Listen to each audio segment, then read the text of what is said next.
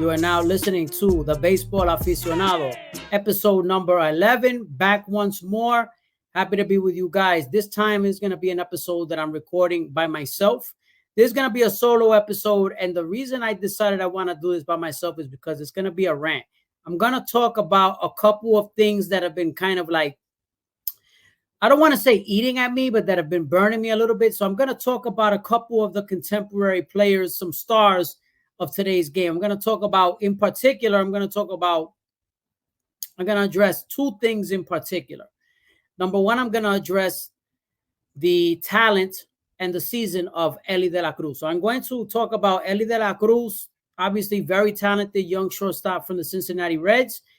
And I'm going to talk in particular about the comments that were made by an influencer online, a media personality from Puerto Rico named the Playmaker, where he said some harsh things about him. So I'm going to address those comments and give my opinion on Elly de la Cruz. And I'm also going to talk about Juan Soto, why I would not pay Juan Soto. Me personally, if I were the Yankees, I would not pay Juan Soto unless it were for the right price. I'm going to talk about those things. And lastly, I'm going to talk about why the Rays, the Tampa Bay Rays, are a piece of crap organization and how they should be taking a task, and no one's really paying attention to that. All of that and more on episode number 11. Before anything, make sure if you're watching on YouTube, please follow, comment, like, subscribe, the whole thing. It helps us grow. Make sure you follow me on social media. All the links are below for the platform, so make sure you follow me below. And away I go. So I want to start this episode by talking about the Playmaker. So para mi gente who don't speak Spanish, who are non-Spanish speaking baseball fans, there is this individual named the Playmaker. He's from Puerto Rico. He's kind of made the rounds over the last year and a half or so, 2 years, been in the industry for a while. He actually used to be a salsa singer. A lot of people don't know that, but he used to sing. He used to be a musician. So he was a salsa singer. His name is the Playmaker, Hector Torres. And he puts out a lot of interesting content. For one, I'm a fan of a lot of his work, but there's a lot of stuff he says that is stupid that I don't agree with either. So you don't have to always agree with somebody to, be a fan of their work. It's, because when you agree with someone all the time, it's not always fun. And so I always believe, I subscribe to the theory that, you should be honest with your assessment, give your honest opinion on things, and be, forthcoming with what you, how you feel, what you believe, and don't hold back, So I believe in that, but the Playmaker takes it another step further. So I'm going to talk about this. So a couple weeks back, and mind you, this is a little late, but whatever, better late than never. So a couple weeks back, the Playmaker had a program. He does a daily program that he does on a well-known platform on YouTube, Moruco TV, where he was talking about Elly de la Cruz. And he mentioned that Cincinnati Red shortstop Elly de la Cruz en que él lo llamó una mierda. Now, for my non-Spanish speaking audience, una mierda basically said that he was a shitty baseball player. Basically, that's what he said. Now, I know what he meant when he said it, because context matters, and you guys would have to go back, because I'm not going to just go chapter and verse and repeat everything he said. But what he did say was something to the effect of Elly de la Cruz not being a good defensive shortstop, that he is not a shortstop, that he's not a shortstop he would want to have on his team, something to the effect. Now, I'm paraphrasing, but something to the effect of he's not a shortstop. And to those comments, I say, I disagree with the way he said it. I disagree with calling a baseball player una mierda, because you see a guy like this, Elly de la Cruz, he's young, he's talented, he's got great tools, which Playmaker mentioned. Playmaker did mention that Elly had a lot of tools, but he was very harsh in calling him una mierda, or that he was, that he was no good. I know what he meant to say, but again, it's not always just the message. It's the messenger and the delivery.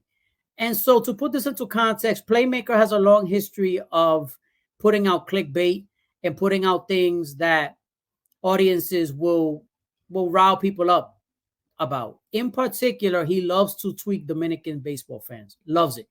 It's what he does. He's gone to Dominican Republic, debated about baseball. This is the guy who has made claims that Puerto Rico has better baseball players historically than Dominican Republic. I'm not going to get into that argument. That's not what this is about. But those are his claims to fame. And so, etc. So he does that, and he makes a lot of bold and outlandish statements. So about Elly De La Cruz being, listen, as far as the shortstop thing, this is my opinion now on Elly De La Cruz. And this is my honest to God opinion. When I first saw him, I'm like, man, this guy's got all the tools. He's a big kid, but he's lanky. He's got decent range, great arm, very good speed, elite speed. It's got pop, hits from both sides of the plate, a cannon for an arm. There's nothing to love when you watch a guy like Elly De La Cruz. The problem I have with him as a player is not, again, now when we critique these things, it's not personal. So I want everybody to understand it's not personal. Because some people take these things personally. This is not personal. This is about De La Cruz as a baseball player. That's it. So my opinion on De La Cruz is he's super talented. He's young, and I believe he should get better. And he will get better. I believe if he continues on this trajectory, he will get better. What I do believe is that people fall in love with his tools and they overlook some of his deficiencies. And so I do feel like he's put on a little bit of a higher bar than where he should be, given where he is in his career. I don't think he's quite a superstar yet, but I can see superstar potential. I can see he's got superstar talent. No doubt about it. The one thing I agree with Playmaker on when it comes to De La Cruz is he's not a shortstop. I've seen enough of him, a year and a half or so, of watching De La Cruz intently. Elly De La Cruz is not a shortstop. He's not. I've seen enough to know he's not a shortstop. I can see him being either a third baseman or an outfielder. I would prefer to put him in a corner outfield spot. I think he can be an elite left fielder or even right fielder. He has the tools to do that. I don't see him in center field covering all that ground, but I can see him in left or right, and I believe he can be a really good outfielder. And then I think everything else will take off. I think his offense will take off. I think it'll put less pressure on him because he'll be able to, play the outfield and not have all that pressure of having to be engaged on every single play, as an infielder would have to be. So to me, Elly De La Cruz is not a shortstop. He's not. I've seen enough. I know some people are going to disagree with me, but he's not. He's got 20 errors right now at the point of this recording. On the season, he's got 20 errors. He's not the kind of guy. I don't see a guy. I don't like my shortstops to be that tall because I don't feel like that's sustainable. Shortstops, if you notice, historically, most shortstops, when they get to a certain age, they wear down, especially larger shortstops. So Elly De La Cruz has a body that's much bigger than what I would like to see for a shortstop. So for that reason, I don't see him being a shortstop long term. But not only that, but he does. And one of the things that Playmaker said that I also agreed with him on is a lot of the routine plays. There's lapses with those routine plays. He makes some of the spectacular plays occasionally where his athleticism and his arm are able to compensate for that. But on some of the routine plays, he misses a lot of these routine hops that most shortstops that are elite would make or would finish. So just those things. When you look at the offensive production, offensively, he's got power. 18 plus home runs, and RBIs. The batting average is not high, but I think he'll work on that. Strikeouts are very high. He's a guy who's striking out more than 25% of the time. That's high. If you're striking out 25% of your at-bats, that's very high. And especially from the right-hand side, his strikeouts are almost 30%. So those are things he needs to work on. But again, he's a young player, young hitter who, generally speaking, switch hitters, especially younger switch hitters, have splits. That's just the way, extreme splits, not just any splits, because all switch hitters have some sort of split. But especially younger switch hitters have, might have extreme splits, lefty-righty splits. So Elly De La Cruz has so much ability, and I think he has a chance to become a superstar in this game. But what he needs to do is, I mean, obviously, besides cut down on the errors, I can't. What he needs to do is focus in on maybe playing another position. Obviously, that has to do with the Reds. The Reds I mean, they cannot be blind to any of this. They have to be able to assess him honestly and feel, hey, maybe long term, his best position might be in left and right, or even at third base. And a lesser extent, I don't like them at third base either, but he could play there. I think he could work there, but I would prefer to put him in a corner outfield spot. And listen, the Reds aren't going anywhere, so they can do this. This is a long-term move for him, And another thing I wanted to address when it comes to Elly de la Cruz, and I don't think enough people are mentioning this, he has 55 stolen bases, which is great. Obviously he's stealing a ton of bases. He's a guy who reaps havoc on the base paths, and those are the things that you love to see when you have a player who's so electric and has so much ability like a Elly de la Cruz. That can really spark your team. But the reality is the Cincinnati Reds aren't going anywhere. Cincinnati Reds are not a very good team, and when you steal all those bases and they're not really leading to much in the wins column, what's the point? To me, my personal opinion is I'd rather him not steal so many bases. I don't need Elly de la Cruz to try to steal 70 bases. I don't need it, especially when my team is not in contention. And to me, it's like, okay, what good is it? You're stealing all these bases and your team is, how many games, whatever, below 500 and behind first place, but you're going to steal 70 bases. It's not conducive to winning. So to me, it doesn't have to do with him, any character issues. It has to just do with mindset. And to me, I would adjust that mindset. I'd rather him steal 30, 40 bags and steal 30, 40 bags in crucial spots that are going to be conducive to leading my team to win, in opportune times, as opposed to trying to steal every time I get on base. It hasn't really led to any wins. It doesn't affect the team in that way. Now, I understand a lot of the Reds' problems are beyond anything that he could do on the field. I understand that. He's part of the solution moving forward. He's not the issue. But just my personal opinion is I'm not impressed by a guy who steals 50-something bases, going for 70-something bases when your team is below 500 and you're not going anywhere. To me, that's not impressive. To me, impressive is knowing when to steal and stealing in opportune times in the middle of a pennant race. If you're going to steal 3 bases in a game, I'd love to see it like in a wild card chase or on a pennant race or down the stretch in October, September. Those are the things that I like to see. So those are just little mindset things that I think he'll work on as he continues to get older, because he is a very young man. And that's just that. And if I were the Reds, I would send him to DR. Listen, send him to Dominican Republic, to La Lidom, to go play. Give him an outfielder's glove and let him play in left, let him play in right, play him at third base if you want. Try him out. Let him start getting accustomed to it now. Let him start getting acclimated to playing the outfield, because I think long term that's going to be his home. So I don't know. Those are my thoughts on that. As far as Playmaker, I'm a fan of his work. Overall, I find them very entertaining. To me, I don't think it's entertaining. It's entertaining when you're just like a news anchor guy and you don't give your opinion. No, like if you feel a certain way, you give your opinion. Fine, so be it. I don't have to agree with it. So I don't always agree with him. There's a lot of stuff he says that I'm like, I question, but there's entertainment value. Whether you agree or disagree with him, I think there's value in being entertaining. So for that alone, I think he gets some credit for being entertaining, and realize that it's a personality. It's not, I'm sure in real life, he's not like that. Like it's a what they call in English, it's a shtick. It's just part of un personaje. Like it's just part of just the agitating and the clicks and stuff. It's all part of the persona, and it works. So it is what it is. The next guy I want to talk about. I want to talk about Juan Soto, because Juan Soto's had a hell of a year.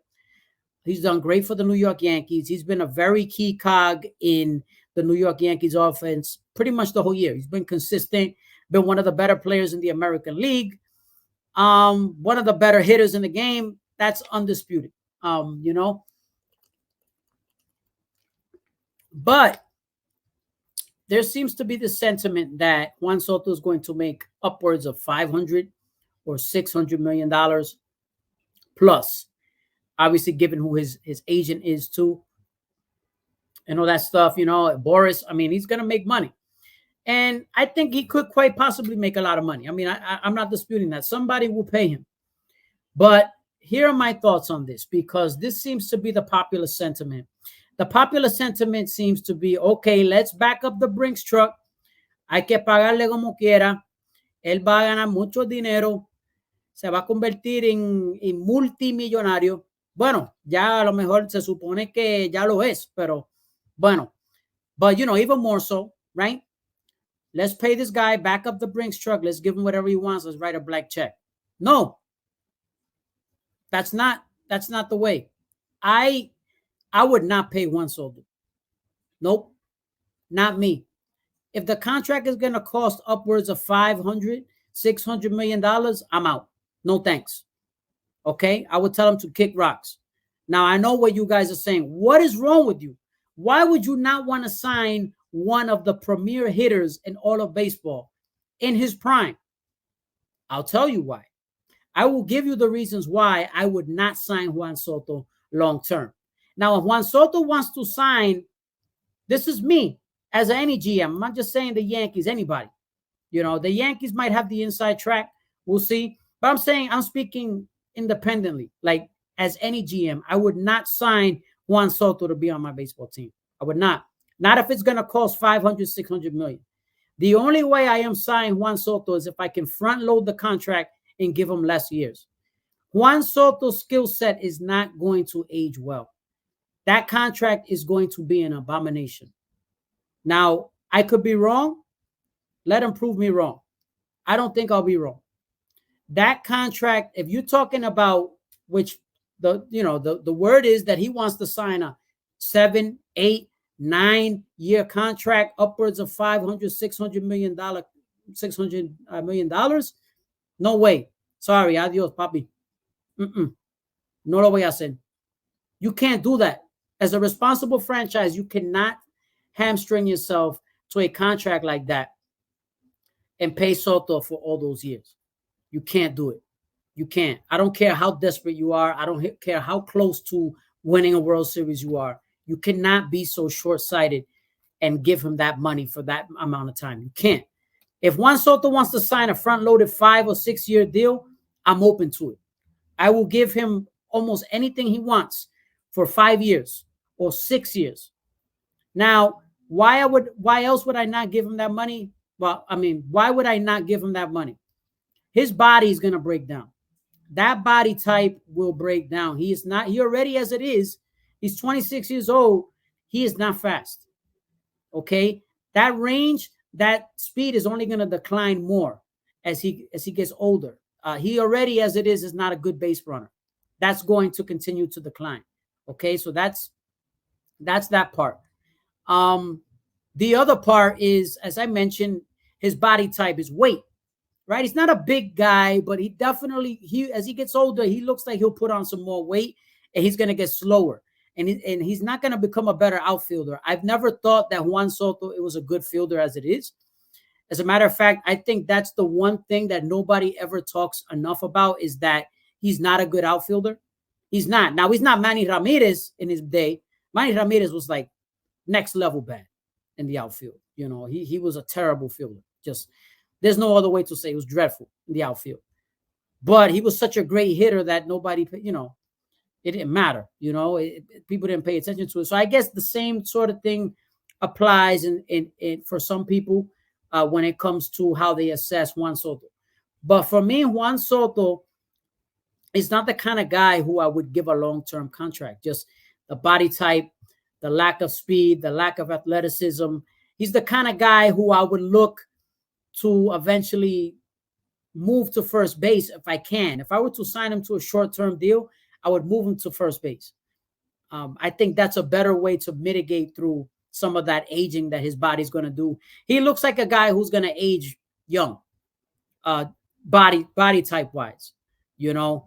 Now, I'm not suggesting that he's injury prone because he hasn't been for the most part. He's been healthy, but you can't project how somebody's body's going to hold up injury wise. But what you can do is project based on past reference of certain body types. It's just kind of, it's just like that. You know, it's reasonable to infer that a guy who doesn't have speed now, not athletic now, not a good fielder now, is not going to age well 4, 5, 6 years plus from now. I think it's a reasonable inference to make. And you don't want to have a guy, another situation like Giancarlo Stanton, where after a certain age, he only plays DH now. He doesn't field. So you're clogging up the DH spot with one guy. So you don't want to give him all that money just for him to DH. It's not worth the money. I don't care how much he hits, you know. So just think of it that way. I think a smart GM would try to front load that money. Now, Brian Cashman might be able to do it. I don't know how much he loves the Bronx. I don't know how much he loves being in Yankee Stadium. But what I know is that, like any red-blooded human being, he likes money. So you're going to have to front load that contract. The Yankees can get creative if they want to re-sign him, or any team that wants to sign him. Front load that contract. Put incentives in there for certain milestones. You know, 400 homers milestone, whatever it is. That's the only way I would do it. But me, if I were a general manager, I could not give him in good conscience any more than 6 years. I cannot. It's got to be 5 or 6 years. If it's any year more than that, I can't do it. If we're talking maybe 4 or 5 year deal with options, opt-outs, club options, things like that, incentives, maybe. But as far as I'm concerned, if I'm Brian Cashman, I'm looking at him like, okay, Juan, I'm going to give you $60 million a year for 5 years. $60 million a year for 5 years. Take it or leave it. Now, that would probably put him over the number that Judge made. And that's another thing in this whole situation that nobody's paying attention to. How could you, in good conscience, how could you possibly pay Soto more than Aaron Judge? And that's something that nobody's talking about. And I'm not saying this to suggest that Aaron Judge is a bad guy or that he's gonna, it's gonna start a rift between them. No, I'm not saying that. What I'm saying is that you're a human being. Like, human beings have egos, especially superstar athletes. Like, everybody knows that Judge is the guy. Judge is the guy. So it's like, how do you look having Aaron Judge make less money than Juan Soto? That's something that nobody's paying attention to, but could factor in the way this goes. So as far as the New York Yankees are concerned, I think, listen, at the deadline, they didn't make the greatest, sexiest moves, but I think they did a good job at patching up some of those holes. They're going for it right now. For the Yankees, I think if they win a World Series this year, the Yankees win a World Series. Short of that, it's a disappointment. But if the Yankees win a World Series this year and Juan Soto leaves, it would have been worth it. Honestly, it would have been worth it. If Juan Soto, if they have a good postseason before short and Juan Soto has a good postseason, but then he leaves, it'll hurt, but it's not going to be the worst thing in the world, because you could potentially be dodging a bullet, especially if Juan Soto signs a long-term contract. And that's the way it goes. So keep that in mind. I don't know. Juan Soto is one of those guys who I would not pay if I were a GM. And I think you could be smart for not doing it, for not signing him. So we'll see. We'll see where this ends up. I think he's probably going to get paid and overpaid. And whoever signs him is probably going to wind up regretting it. So last topic. Last thing. The Tampa Bay Rays. I just want to talk about the Tampa Bay Rays. Obviously, they made a trade recently in the deadline. They traded Isaac Paredes, who was their all-star representative. Isaac Paredes to the Chicago Cubs for another guy, for third baseman Christopher Morel. who I am not a big fan of. I think he's too much strikeouts, too many strikeouts, too much swing and miss. The guy is, I'm not a big fan. He's not a good defender, all that. So they basically got a downgrade in exchange for Isaac Paredes. And interestingly enough, Isaac Paredes is having a very good year. He's the better player. But people say, yeah, you know, the Rays, they're smart. Oh, the Rays are so smart. And I'm like, the Rays are not that smart. I mean, they're smart in that they're making moves to save money, but smart as far as trying to do things to win, I don't know how smart they really are. They got a downgrade in return in receiving, you know, Christopher Morel, who's going to make whatever it is, 700 something thousand, maybe $1 million next year. And Paredes is going to make over 4 million next year. So this is why they made the trade. So the Rays are notoriously cheap, you know, and I feel like they don't get beat up enough for being cheap because they're, you know, consistently good or decent. And I'm like, if I was a Rays fan, I'd be so pissed off because they're like in the middle of the race. Like they're in the middle of this race. They are in the middle of this race. Like, okay, so they're in the outside looking in, but still, like they might be able to make a run. They trade all these guys out because they don't want to pay anyone. They trade Randy, they trade this one, that one. They traded Isaac Paredes, who was one of their better hitters this year. They traded these guys because they don't want to pay them. And it's like, I'm just tired of these small market teams, like just getting by on smoke and mirrors. And they're trying to show you how smart they are with their analytics. But it came down to a difference of a couple $1 million. That's why they don't want to pay anybody. That's why that's the reason why they traded Isaac Paredes. It was not about, oh yeah, we got a great return. No, they didn't get a great return. Go look at the return. Like they didn't get a great return back for Isaac Paredes. And you know, they traded him to the Cubs, who are, you know, the Rays are more close to contention than the Cubs are, I think. I mean, it's close, you know, and it's like you had a chance to, if you would have added to your roster, you could have maybe made a run, but they didn't do it. They blew the team up already. So it's like little pet peeves of mine, and I won't spend a lot of time on this, but this goes to show you the Rays are not so smart like they think they are. They're smart at saving money. That they're good at. And I feel like we should be giving them more shit for that, for them being a cheap organization that's just trying to flip players just to save a couple bucks on arbitration. I don't know. I don't know why it bothers me so much. I like to pick on the Rays. I do, because I just feel like everybody looks at the Rays like, oh my God, they're so smart. Look how well run they are. No, they're decently run. They're decent at applying mathematical formulas. They're good at developing players, but they're not good at sustaining it. And they're not good at building player morale, and they're not good at holding on to players, and they're not good at any of that. They're just good at plugging in players for like a season or two and then flipping them for somebody. Like they're good, you know, saving a couple bucks. That's what they're good at. They are very frugal. So do not let them fool you into thinking that they're trying to go all in on winning. No, the Rays are all in on trying to save a buck. That's who the Tampa Bay Rays are. They are not a perennial contender or winner, because winning organizations don't do that every other year. They just don't. So that's it. That's my rant. So let me know, guys. What do you guys think about some of my takes? Would you resign Soto if you had a chance to resign them? Sign him. Elly de la Cruz, am I off base? Do you see Elly de la Cruz playing shortstop for the next 5 years, 10 years? Or does he need to change his position? And also, Tampa Bay Rays, am I overreacting? Am I tripping? Or are they really that good of an organization? Let me know. Comment below. And if you're listening on all audio platforms, we're available. And of course, we're available on all audio platforms as usual. And of course, always live your life as if you're in a 3-2 count. Until next time.